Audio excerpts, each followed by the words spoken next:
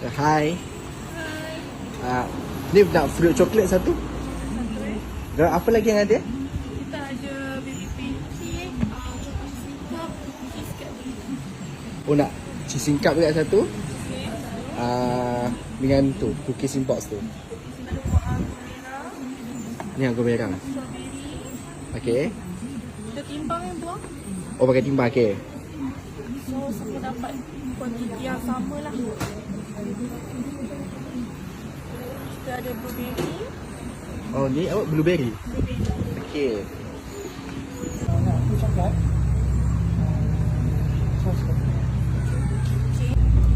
Gimana coklat apa?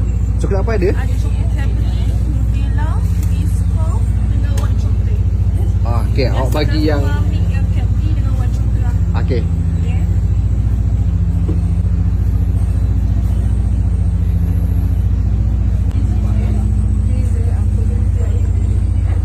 White eh?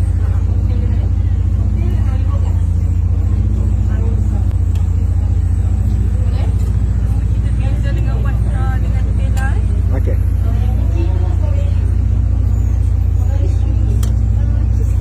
Lagi?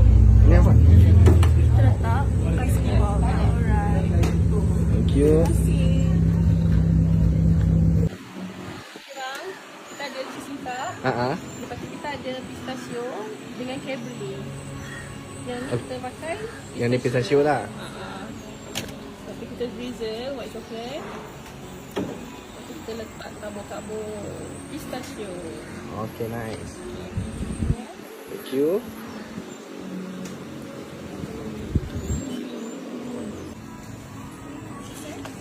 Cookies. Kita letak pangkas semua baru kita letak tuang lah. Okay. So letak Cadbury. Cookies kita homemade. Oh, memang buat sendiri semua?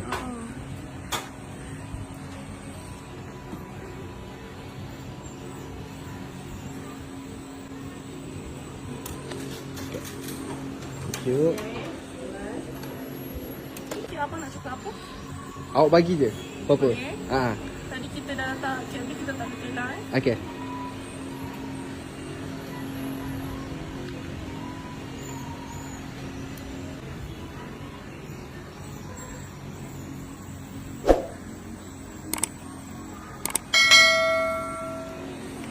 Okay, thank you.